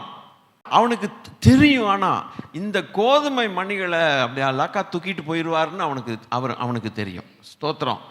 அந்த மணிகள் வந்து இன்னும் கோதுமை மணியாக நல்ல பதறெல்லாம் இல்லாதபடிக்கு தேவன் செய்கிறார், சபையில் கொண்டு வந்து செய்கிறார். இதனால தான் சபை கூடி வருகிறதை சிலர் விட்டு விடுகிறது போல நாம் விடாமல் இருக்கணும். ஏன்னா நம்ம பதறெல்லாம் நீக்கக்கூடிய இடம் இதுதான். Praise the Lord. அவர் உட்கார்ந்து வெள்ளியை புடமிடுகிறது போல அவர் புடமிடுகிறார் என்று எழுதியிருக்கிறது. லேவியின் புத்திரரை அவர் புடமிட நீதியான காணிக்கை செலுத்தும்படிக்கு அவர் அப்படி செய்கிறார் என்று மல்கியாவில் போடப்பட்டிருக்கிறது. இப்போ பதரை நீக்குகிறதான ஒரு இடம். அவனுக்கு நல்லா தெரியும் ஒன்று, இந்த மணிகளாக்கி இந்த பதறு பயல்கள் எல்லாம் கொண்டு போய் ஆண்டவர் கூட்டி வச்சு ஒரு இடத்துல உட்கார வச்சு மணிகளாக்கி இவர் நல்லா பாலிஷ் பண்ணிட்டு இருக்கிறாருன்னு அவனுக்கு நல்லா தெரியும். இப்போ இங்கே ஆராதனை நடக்கிறது அவனுக்கு தெரியுமா தெரியாதா? நீங்கள் முழிச்சிருக்கிறது தெரியுமா தெரியாதா? நீ பாலிஷ் ஆயிடுவ, இல்லை போகாத அப்படின்ட்டு. கர்த்தர் நல்லவர். இதனால தான் இங்கே இருந்துட்டு எல்லாம் இன்ஸ்ட்ரக்ஷனாக கொடுத்துக்கிட்டு இருக்கிறோம். பாலிஷ் ஆயிருங்கன்னு எல்லாம் தெரியும் அவனுக்கு, எல்லாம் தெரியும். இந்த இடத்துல சில மணிகள் வந்து பதரெல்லாம் நீங்க ஜம்முன்னு இருக்குதுரா, அந்தந்த இடங்கள்ல அந்த அவனுக்கு எல்லாம் நீ எங்கேருந்து வந்தான்னா நான் உலகம் பூரா சுற்றிட்டு வர்றேன்னு சொல்கிறான். அவன் கள்ளப்பையன் என்ன சொல்கிறான்? உலகமெல்லாம் சுற்றிட்டு வரான். அப்போ உலகமெல்லாம் சுற்றிட்டு தேவ சமூகத்தில் போயிருக்கிறான். அது பர்மிஷன் கொடுத்தா தான் தேவ சமூகத்துக்கு போக முடியும், இல்லைன்னா அவனால் போக முடியாது. அன்னைக்கு கொடுத்துருக்கிறார். ஏன் கொடுத்துருக்கிறார்? அவருடைய சமூகத்தில் இவன் வர்றதுக்கே ஒரு பர்மிஷன் வேணும். இந்த ரகசியம் நிறைய பேருக்கு தெரியாது. இது தெரியாது. அன்னைக்கு கொடுத்துருக்கிறார். சர்வசாதாரணமாக தேவ சமூகத்தில் போக முடியாது. அப்படி அவன் போக முடியாது. தேவ சமூகத்தில் போய் சந்தோஷமாக போகிறவர்கள் கர்த்தருடைய பிள்ளைகள் ஒருத்தங்க தான். இரவும் பகலும் அவர் சமூகத்தில் போய் விண்ணப்பம் பண்ணலாம். என் கிரியைகளுக்கு கட்டளை கொடுங்கள்னு சொன்னார். அவர் சிங்காசனத்தின் முன்பாக நாம் எந்நேரம் அவரை துதி பாடலாம். இவன் யார் துதி பாடுறதுக்கு? சாத்தான் போய் துதி பாட போவானா? பிசாசு போய் ஆண்டவர் ஆராதிக்க போவானா? அப்போ அவன் இஷ்டத்துக்கு அவன் பாட்டுக்கு வரலாம் போகலாமா? கர்த்தர் அனுமதிப்பார் என்ன? முடியாது. அது எங்கே எழுதப்படவில்லை. ஆனால் அது ரகசியம் என்னென்னா அன்னைக்கு அனுமதிச்சார். யூ கேன் கம் அப்படின்னார். அவன் போய் சொல்கிறான், நிற்கிறான், நின்றுட்டு என்ன அப்படின்னு கான்வர்சேஷன், என்னென்ன கான்வர்சேஷன் நடந்ததோ எழுதலை, என்னென்ன பேச்சுவார்த்தைகள் நடந்ததுங்கிறது எழுதப்படலை. ஆனால் தேவன் எல்லாத்தையும் கட் பண்ணி நமக்கு என்ன தேவையோ அப்போது தேவபுத்திரர்கள் நடுவில் இவனும் போய் நிற்கிறான். என்ன உனக்கு என்ன வேலை? நீதிமான்களுடைய சங்கத்தில் துன்மார்க்கனுக்கு என்ன வேலை? அவனுக்கு வேலை கிடையாது. வந்து நிற்கிறதுக்கு பர்மிஷன் கொடுத்துருக்கார். ஒரு காரியத்துக்காக தேவன் பர்மிஷன் கொடுத்தார். நல்லா புரிஞ்சுக்கணும். இந்த கேள்வி கேட்கணுங்கிறதுக்காக கொடுத்தார். இந்த கேள்வி ஏன் கேட்கணும் அப்படின்னா, பிசாசை கேட்டுத்தான் கர்த்தர் தெரிஞ்சுக்கணுமா? இல்லை, அதை மனுபுத்திரருக்கு தெரிய வைக்கணும். இவன் என்ன பண்ணுறாங்கிறத ஆண்டவர் பாருங்க. அப்படிதாங்க, கர்த்தருக்கு ஸ்தோத்திரம். சில நேரங்களில் ஆண்டவரே சொன்னால் நம்ப மாட்டோம். திருடனை பொல்லாதவனை கொண்டு வந்து நீ சொல்கிறான்னா அவன் பார்த்தியா, அவன் சொல்கிறது பார்த்தியா, இப்போயாவது நம்புடா அப்படிம்பாங்க. அதுபோல் எங்கேருந்து வந்தேன்னு கேட்டால் உலகம் பூலாம் சுற்றிட்டு வரேன்னா எதுக்குடா? அப்புறம் யோபு குறித்து பார்த்தியான்னு. அப்போது தேவன் இது மனுஷனுக்கு தெரியணுங்கிறதுக்காக ஒரு யோபு மேட்ரை அவன் வாயிலேருந்தே எடுத்தார். அல்லேலூயா. இன்றைக்கி நிறைய பேர் சொல்லுவாங்க, இந்த பிசாசிட்ட போய் கேட்குறான், பிசாசிட்ட போய் குறி சொல்கிறான், கேட்குறான், அது சொல்கிறது நம்பலாமா, இப்படியெல்லாம் சொல்கிறாங்க. அது போய் சொல்லுவான்னு எங்களுக்கு நல்லா தெரியும், இல்லைன்னு சொல்ல. ஆனால் சில மேட்டர்ஸ் நம்ம கேட்டே ஆகணும். என்ன தான் சொல்லலாம், போய் சொன்னாலும் தச்சிடுவார் வாயை. கர்த்தருக்கு ஸ்தோத்திரம். அவன் சொன்னான் பாருங்க, அன்னைக்கு நான் உலகமெல்லாம் சுற்றிட்டு வர்றேன். அப்போ ஏன் உலகத்தெல்லாம் சுற்றிட்டு வர்றேன்? உலகம் முழுவதையும் மோசம் போக்குறதுக்காக அவன் சுற்றுறான். எங்கே போனாலும் மோசம்தான். மனுஷர்களை குருடாக்கி வச்சுட்டான். சுவிசேஷத்தின் ஒளி அவர்களை இருதயத்தில் பிரகாசிக்க கூடாதபடிக்கு அவர்களுடைய மனக்கண்களை குருடாக்கினான் என்று போட்டிருக்குது. கர்த்தருக்கு ஸ்தோத்திரம். எந்த விதத்தில் முட்டாளாக்கி தேவனை விட்டு தூரமாக்கணுமோ அவ்வளவும் ட்ரை பண்ணிடுது. உலகம் பூரா சுற்றிட்டு வர்றான். எங்கெங்கெல்லாம் வாசல் திறந்துருக்குதோ அங்கெங்கெல்லாம் வீட்டில் புகுந்துடுறது. அவங்க மைண்டை பிரெயின் வாஷ் பண்ணிடுறது. ஆண்டவர் வார்த்தையை கேட்க விடாமல் பண்ணுறது. இப்படிலாம் பண்ணிட்டு போயிட்டு இருக்கும்போது அது நடுவில் இந்த உலகத்தில் என் தாசனாகிய யோபுங்கிறார். ஒரு மனுஷனாகிய யோபுன்னு பேசலை. அப்போது எந்த அளவுக்கு தேவன் சொந்தம் பாராட்டுறாருன்னு அங்கே காட்டுறார். என்னுடைய தாசன் ஒருத்தன் இருக்கிறான் ஐயா இந்த உலகத்தில், அவனை நீ மோசம் போக்கலான்னு நீ என்னைக்காவது ட்ரை பண்ணியான்னு கேட்குற மாதிரி கேட்குறார். ஆஹா, நான் எத்தனையோ முறை ட்ரை பண்ணிட்டேன், நீங்களவா வேலி போட்டு வச்சுருக்கிய அப்படின்னா, ஆஹா ஓ, இதை மனுஷர்களுக்கு தெரியணுங்கிறதுக்காக, பைபிள் அது எழுதணுங்கிறதுக்காக என் ஆண்டவர் செய்த வேலை இது. கர்த்தருக்கு ஸ்தோத்திரம். இதை செய்யலைன்னா நமக்கு எப்படி புரியும்? இதை செய்யலைன்னா நமக்கு எப்படி தெரியும்? நீங்கள் சொல்லுங்கள். உடனே ஆண்டவர் குறி கேட்டார்னு சொல்லுவீங்களா? என்ன பைத்தியக்காரத்தனம் அது. நமக்கு ரெண்டு வார்த்தையை தெரிஞ்சு வச்சுக்கிட்டு இஷ்டத்துக்கு பேசுவோம், ஒன்றுமே புரியாது நமக்கு. ஆண்டவரே குறி கேட்டார் அப்படி நான் சொல்கிறது இப்போ இல்லைங்க. அவனோட டீல் பண்ணும்போது ஆண்டவர் அழக நமக்கு இது தெரியணும். அப்போது அவனுக்கு காலம் கம்மி, அதவன் புரிஞ்சுக்கிட்டான். இவர் இங்கே காலத்தை குறைக்க, அவனுக்கும் காலம் குறையுதுன்னு அவனுக்கு நல்லா தெரியும். அவன் அதுக்கு அதிவேகமாக என்ன செய்கிறான்னா அவன் வேலை செய்கிறான். இன்னும் எந்த அளவுக்கு இது போன வருஷங்கள், கடந்த வருஷங்கள், எத்தனையோ வருஷங்களுக்கு முன்னால் இருந்ததான தொல்லைகளை காட்டிலும் இந்த நாட்களில் இருக்கக்கூடிய தொல்லைகள் ஜாஸ்தியாக இருக்குது. எவன் எடுத்தாலும் மாந்திரிகங்கிறான், எவன் எடுத்தாலும் ஏவலுங்கிறான், எவன் எடுத்தாலும் எப்படியாவது சொல்கிறான். சர்வசாதாரணமாக 200 ரூபாயிலேருந்து 20 லட்சம் 2 எத்தனை கோடிகள் வரைக்கும் கூட பண்ணுறதுக்கு ரெடியாக இருக்கிறானுங்க அடுத்தவனை அழிக்கிறதுக்காக. எவ்வளோ ஒரு பொல்லாத உலகமாக இருக்குது பார்த்தீங்களா? ஸ்தோத்திரம். இன்றைக்கி இந்த மாதிரி ஒரு காரியங்களை ஃபேஸ் பண்ணும்போது கர்த்தருடைய ஜனம் தங்களை எவ்வளோ அதிகமாய் கர்த்தருக்குள் காப்பாற்றி கொள்ள வேண்டும். அதிகமாய் கர்த்தருடைய செட்டைகளின் நிழலில் போய் நம்ம அடையணும். அவர் தான் நமக்கு அடைக்கலாம்.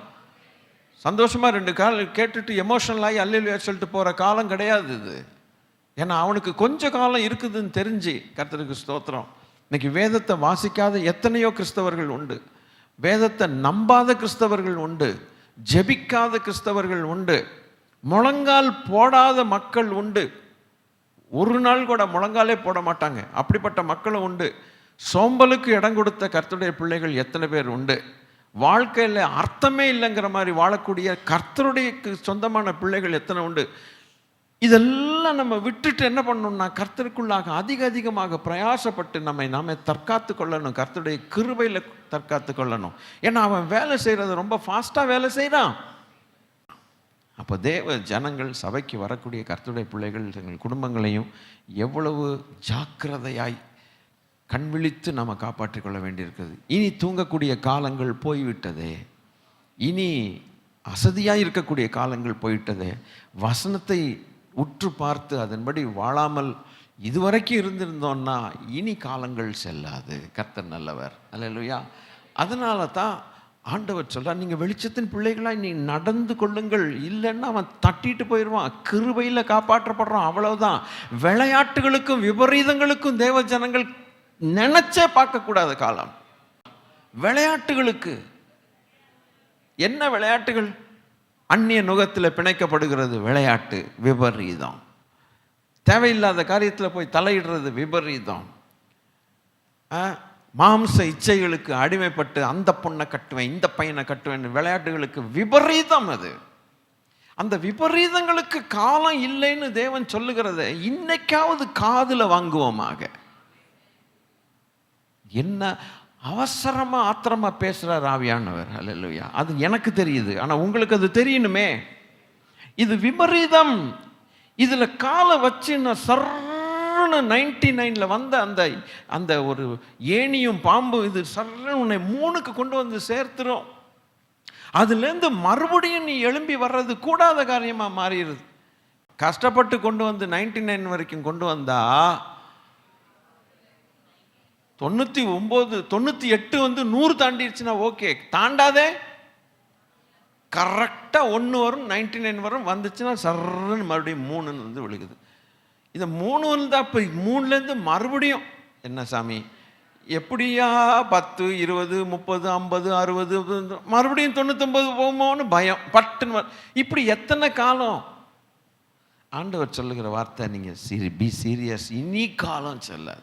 இனி விளையாட்டுகளுக்கு ரிசைன் பண்ணிவிடு. Resign for all this type of fun in your life that will destroy your life. நம்முடைய ஜீவியத்தை நாசமாக்கக்கூடிய சில காரியங்கள், சாத்தானுடைய ஆலோசனைகள், மாம்சத்தில் இடம் கொடுத்து அவனுக்கு கீழ்ப்படிஞ்சு கடைசியில் நம்ம வாழ்க்கையில் முன்னேற முடியாமல் வளர முடியாமல் தடைகளும் கால தாமதங்களும், டிலேஸ், அன்வான்ட் டிலே, தேவையில்லாத delays. This is the proof that we have done something wrong. This is the very proof. அவன் அவ்வளவு சீக்கிரமாக முன்னேறக்கூடாதுன்னு எவ்வளவுக்கு அவ்வளவு தடையை கொடுக்கணுமோ தடையை கொடுக்குறான். எவ்வளவு டிலே. காரணம், நம்ம விளையாடுறதுக்கும் விபரீதங்களுக்கும் காலை வச்சுட்டு நம்ம மனம் திரும்பாமல் போகிறது. எவ்வளவு முறை அவர் கத்தி கத்தி சொன்னாலும் கூட இந்த காதில் கேட்டுட்டு இந்த காதில் விட்டுட்டு நம்ம வழியில் நம்ம இருக்கிறது நிமித்தம் விபரீதங்களை சந்திக்கிறோம். என் ஆண்டவர் எவ்வளவுதான் கத்தி சொல்ல முடியும், எவ்வளவு காலம்தான் தொடர்ந்து சொல்ல முடியும் இல்லையா? கர்த்தருடைய பிள்ளைகளே, நம்ம ட்ராக் எப்படி இருக்குதுன்னு நமக்கு தான் கரெக்டாக தெரியும். நம்ம ட்ராக் தப்புன்னு நம்ம மனசாட்சி சொல்லிருச்சுன்னா ரொம்ப சீக்கிரமாக என்ன செஞ்சிடணும், அந்த ட்ராக்கை விட்டு நோ செகண்ட் தாட். யாரையும் ஆலோசனை கேட்க வேண்டிய அவசியம் இல்லை. கர்த்தருடைய வசனம் நமக்கு ஆலோசனை சொல்லுது. That's enough. we know how to make decisions. கர்த்தர் நமக்கு ஞானத்தை கொடுத்திருக்கிறார், வசன அறிவை நமக்கு தந்திருக்கிறார், எந்த தீர்மானம் எப்படி எடுக்கணுங்கிறத கர்த்தர் நமக்கு தந்திருக்கிறார். come on now, no, you don't need any counselor. The best counselor is the Holy Spirit. You don't need any counselor at all. Hallelujah. ஒரு கெட்ட காரியத்திலிருந்து வெளியில் வரணுமா வேண்டாமா வரணுமா வேண்டாமான்னு மற்ற மனுஷனுடைய உயிரை போய் நம்ம வாங்க வேண்டிய அவசியமே கிடையாது. You know what is right, you know what is the truth. உனக்கு உண்மை என்னன்னு தெரியும், சத்தியம் என்ன தெரியும், என்னன்னு தெரியும், உனக்கு என்ன பாதைங்கிறது தெரியும். கர்த்தர் கற்றுக் கொடுத்திருக்கிறார். Make a right decision, fall in the track of God, come on, go ahead. யுத்த குதிரை போல கிளம்பி ஓடுன்னு தான் கர்த்தர் சொல்லுகிறாரே ஒழிய இன்னும் பழைய இதுலேருந்து விட முடியாமல் எல்லாத்தையும் ஆலோசனை கேட்டு அவன் இவன் என்ன சொல்கிறான், இவன் என்ன சொல்கிறான், அவன் என்ன சொல்கிறான், இவன் என்ன சொல்கிறான். டேய், காலத்தை வீணாக்காதே. ஹல்லேலூயா. காலத்தின் அருமையை உணர்ந்து கடைசியில் கண்ணீர் விடுவாயின்னு போட்டிருக்குது. Let us not waste our time. ஹல்லேலூயா. இனி நம்முடைய நேரங்களை வேஸ்ட் பண்ண வேண்டாம். ஹல்லேலூயா. இப்போ பரிசுத்தத்தின் மேல் பரிசுத்தம் அடைகிறவன் சீக்கிரமாய் அடையக்கூடிய காலம் இது. நீதியை தேடுகிறவன் அதிக நீதியை அடையக்கூடிய சீக்கிரமாய். கிருபையை பெற வேண்டியவர்கள் கிருபையை சீக்கிரமாய், விட வேண்டியதை சீக்கிரமாக விட்டால் வர வேண்டியது சீக்கிரமாக வரும். அந்த வாசகமே நமக்கு அநேக பாடங்களை கற்றுக் கொடுத்துரும். விட வேண்டியவைகளை சீக்கிரமாய் விட்டால் வரவேண்டிய கிருபைகள் சீக்கிரமாய் வரும். விட வேண்டியவைகளை சீக்கிரமாய் விடாவிட்டால், அடுத்து கொரலரி, ஆப்போசிட் அண்ட் ட்ரூ, வர வேண்டியவைகள். So there is a delay. There is a delay. கால தாமதம். கால தாமதத்துக்கு என்னன்னா, இங்க கால தாமதம், இங்க கால தாமதம். ஸ்தோத்திரம். மனசுல வச்சுக்கோ, கர்த்தருடைய அன்பிலே நிலைச்சிருப்போம். இப்போ அந்த சப்ஜெக்டுக்கு நேராக வர்றேன். கர்த்தர் நல்லவர். ஆமென். இப்போ வெளிச்சத்தின் பிள்ளைகளாய் நடந்து கொள்ளுங்கள், ஜீவனுள்ள பிள்ளைகளாய் நடந்து கொள்ளுங்கள்ங்கிறதுக்கு டைரக்டாய் வசனம் நமக்கு நிறைய இருக்குது. ஆனால் அன்பிலே நடந்து கொள்ளுங்கள்ங்கிறதுக்கு டைரக்டான சில வசனங்கள் இல்லை.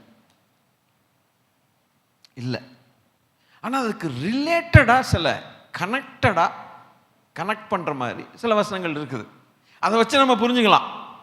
இப்போ வெளிச்சத்தில் நடக்கணும்னா வெளிச்சத்தின் பிள்ளைகளாய் நடந்து கொள்ளுங்கள் டைரக்டாக இருக்குது. ஆனால் இதை பொறுத்த மட்டும் இன்டைரக்டாக தான் எழுதியிருக்கோம். அப்போ அந்த வசனங்கள் என்ன அதுன்னு பார்த்துலாம். while no direct reference in the Bible to say no love in hell, அதாவது நரகத்தில் அன்பிலே நடந்து கொள்ளுங்கள் இருக்குது, ஆனால் நரகத்திலே அன்பு இல்லை.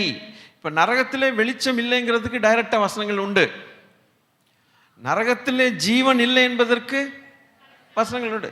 நரகத்திலே அன்பு இல்லைங்கிறதுக்கு டைரக்டாக வசனங்கள் இல்லை. ஆனால் சில காரியங்களை வச்சு நம்ம புரிஞ்சுக்கலாம். கர்த்தருக்கு ஸ்தோத்திரம். முதலாவது சில இந்த சைடு வருவோம், தேவனுடைய பிள்ளைகள் சைடில் வருவோம். 2 தெசலோனிக்கேயர் 1வது அதிகாரம் 8-9 ஆகிய 2 வசனங்களை வாசிக்கும் போது ஒரு காரியத்தை நரகத்தில் எப்படி இருக்கும் அப்படிங்கிறத இதை வச்சு அங்கே கண்டுபிடிச்சிடலாம். இந்த பக்கம் போய் அந்த பக்கம் வரலாம். கர்த்தனாகிய இயேசு தமது வல்லமையின் தூதரோடும் ஜுவாலித்து எரிகிற அக்கினியோடும் வானத்திலிருந்து வெளிப்படும் போது, அப்போ நம்முடைய ஆண்டவருடைய வருகை எப்படி இருக்கும் என்பதை இந்த வசனம் நமக்கு தெளிவாக விளக்கி காட்டுகிறது. நம்முடைய ஆண்டவராகிய இயேசு கிறிஸ்து வருகிறார், வல்லமையுள்ள தூதர்கள், பவர்ஃபுல் ஏஞ்சல்ஸ்.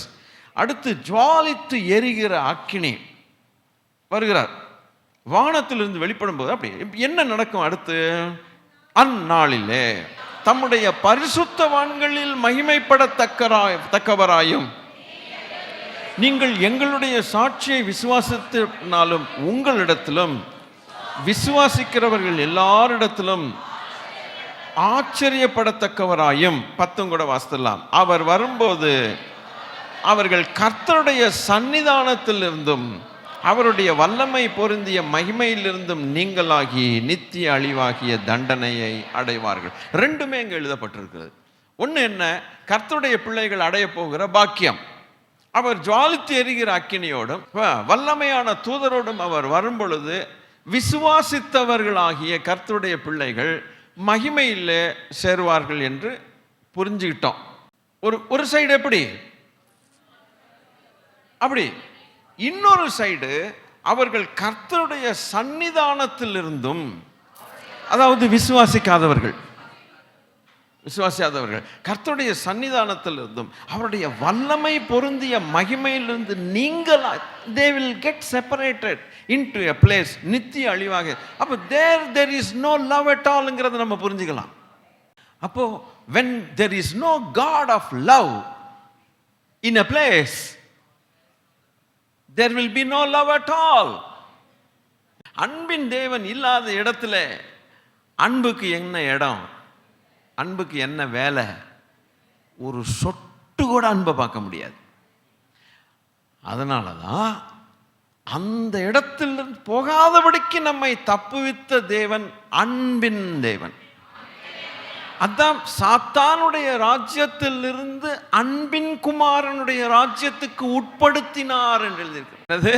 சாத்தானுடைய ராஜ்யத்திலிருந்து, அப்ப அன்பு இல்லாத ராஜ்யத்திலிருந்து, கொடுமை நிறைந்த ராஜ்யத்திலிருந்து, கொடுமை நிறைந்த ராஜ்யத்திலிருந்து அன்பின் குமாரனுடைய ராஜ்யத்துக்கு உட்படுத்தின நல்ல தெய்வம்.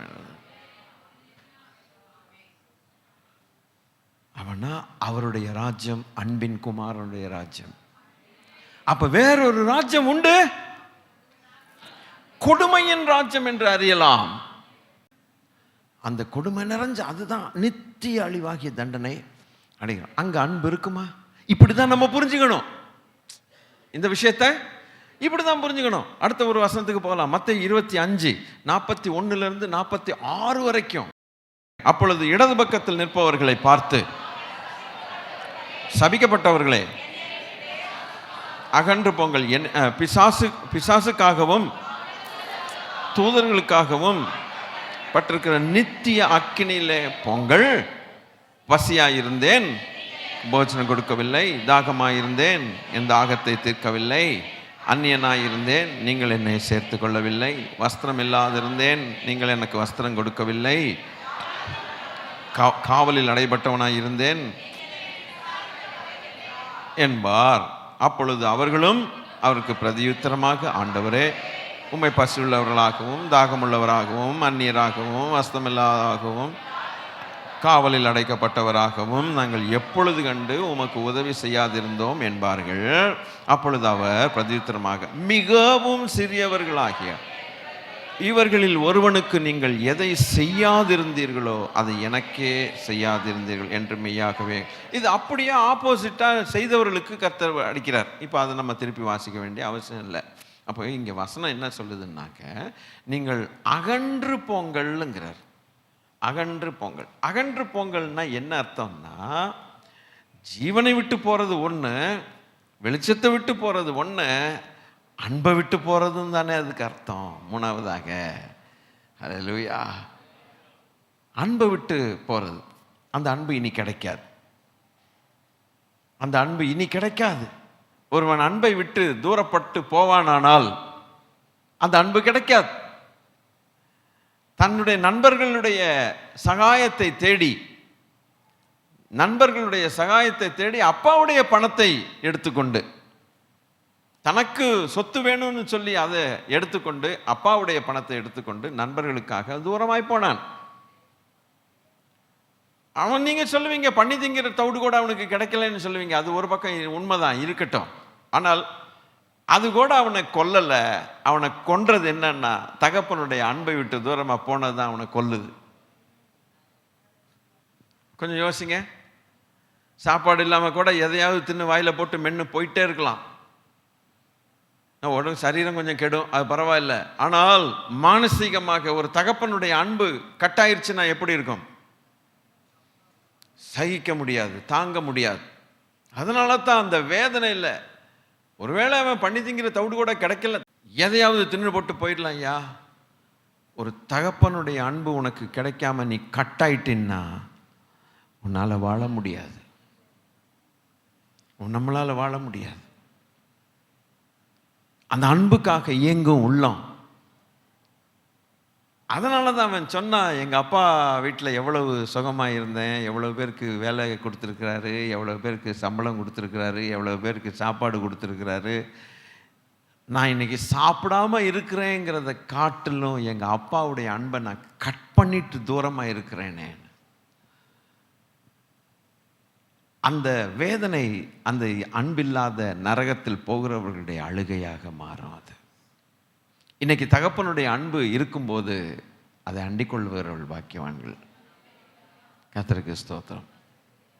அந்த அன்பை 12 பேர்லயே ஒரு மனுஷன் அந்த அன்பை உணராம போயிட்டானே.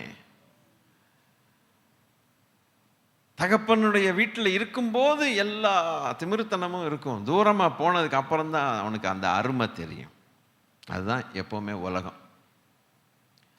அருமை தெரிஞ்சவன் எப்படி ஓடி வந்தான் பார்த்தீங்களா? ஆனால் தகப்பனுடைய அன்போ மாறல. அன்பின் ராஜ்யத்துக்குள்ள தேடி மனம் திரும்பி வந்தான். இதெல்லாம் ஆவிக்குரிய அர்த்தங்கள் இருக்குது. அப்போ பிசாசின் அன்பின் ராஜ்யத்திலிருந்து பிசாசின் ராஜ்யத்துக்கு போனவன் திரும்பவும், அதனால் தான் என் மகன் மரித்தான், அவன் திரும்பவும் உயிர்த்தான். அன்பின் ராஜ்யத்துக்குள்ள அவன் திரும்பி வந்தான். அதனால தான் ஆண்டவருடைய வசனம் யூதாவில் ஒரு வசனம் ஒன்று உண்டு.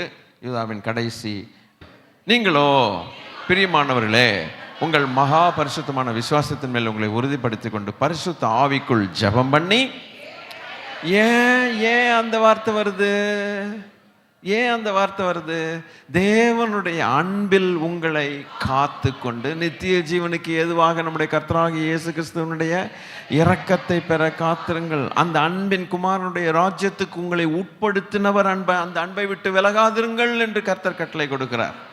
அந்த அன்பை விட்டு விலகக்கூடாதுன்னா என்ன பண்ணணும் சாமி அப்படின்னு அதை சொல்லி கொடுங்க. கான்ஸ்டன்ட் ஜெப வாழ்க்கை. ஜெப வாழ்க்கை அவ்வளவு அவசியம். ஜெபம் பண்ணாத ஒரு மனுஷனை ஈஸியா பிசாசு தட்டிட்டு போயிடுறான். வேதத்தை வாசிக்காமல் இருக்கும் பொழுது அவருடைய அன்பை நாம் உணர்ந்து கொள்ளுகிறது இல்லை. அதனால தான் இஷ்டத்துக்கு எதை வாசித்தோமோ வாசிக்கலையோ வேதத்தை மாத்திரம் வாசிக்க விடவே கூடாது. அவசரமாக நிறைய வேதத்தை வாசித்து இருக்கும்போது அவன் தேவனுடைய அன்பு அவனுக்குள் பூரணப்படும். ஜெபிக்கிற மனுஷனுக்குள் தேவனுடைய அன்பு பூரணப்படும். உலகத்தில் உள்ளவைகளிலும் அன்பு கூறாதிருங்கள். ஒருவன் உலகத்தில் அன்பு கூர்ந்தால் பிதாவின் அன்பு அவனிடத்தில் இல்லை என்று போட்டிருக்கிறது. உலகமும் அதன் ஆசை இச்சையும் ஒளிந்து போகும். ஆனால் கர்த்தருடைய சித்தத்தின்படி செய்கிறவன் எவனோ அவனை என்றென்றைக்கும் நிலைத்திருப்பான் என்று எழுதியிருக்கிறது. ஹல்லேலூயா. தேவனுடைய அன்பில், குறைவில்லாத அன்பில், களங்கமில்லாத அன்பு, ஹல்லேலூயா, மாசற்ற தேவனுடைய அன்பு, குற்றம் சுமத்தாத தேவனுடைய அன்பு, நம்மை அரவணைக்கிற தேவனுடைய அன்பிலே நம்மை காத்து கொள்ளுங்கள் என்று வேதவசனம் நமக்கு ஆலோசனை சொல்லுகிறது. அழகாய் சொல்லுகிறார். இனி ஒரு வசனத்தை வாசித்து முடிப்போம். வெளிப்படுத்தின விசேஷம் 21:8 எப்படி அன்பில்லாத ராஜ்யத்துக்குள்ளே கடந்து போகிறார்கள் என்பதை அதை இங்கே பார்த்து முடிப்போம். பயப்படுகிறவர்களும் அவிசுவாசிகளும் அருவருப்பானவர்களும் கொலைபாதகர்களும் விபச்சாரக்காரரும் சூனியக்காரரும் விக்கிரகாராதனைக்காரரும் பொய்யர் அனைவரும் இரண்டாம் மரணமாகிய அக்கினியும் கந்தகமும் எரிகிற கடலிலே பங்கடைவார்கள். அக்கினியும் கந்தகமும் எரிகிற இடத்துல அன்பு இருக்குமா ஐயா? சுத்தமா இருக்காது. எங்க அன்பு?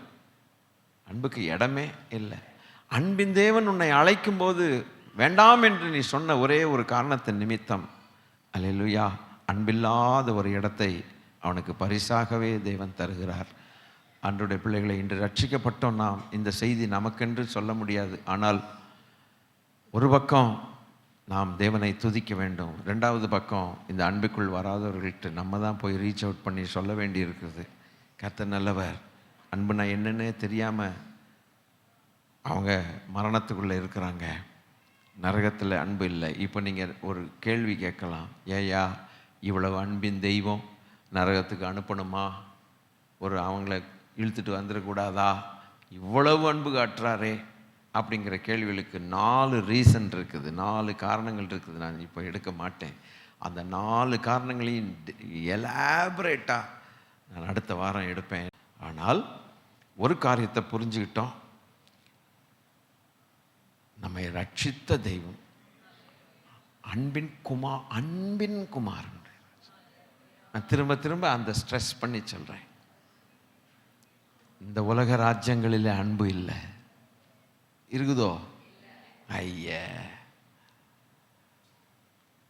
இந்த உலக ராஜ்யங்கள் ஏமாத்திர ராஜ்யங்களுக்கு எவ்வளவு வாக்களிக்கிறார்கள். அன்பின் குமாரனுடைய ராஜ்யத்துக்கு உட்பட்டவர்கள் தேவன் ஒரு நாள் ஏமாற்ற மாட்டார். His mandate is a mandate of love. அவருடைய மேண்டேட், அவருடைய வாக்கு தத்தங்கள் அன்பின் வாக்கு தத்தங்கள். அந்த அன்பின் வாக்கு, அவருடைய அன்பு மாறாது. ஆனால் அவருடைய ராஜ்யத்தில் இருக்கிறவர்கள் பயங்கர பாக்கியசாலிகள். அன்பின் குமாரனுடைய ராஜ்யத்துக்குள்ளே வந்தவர்கள் பயங்கர பாக்கியசாலிகள். அதனால தான் இன்னைக்கு நீங்கள் வந்தது உண்மை, நானும் நீங்களும் அன்பின் ராஜ்யத்துக்கு உட்பட்டது மெய்யானால்,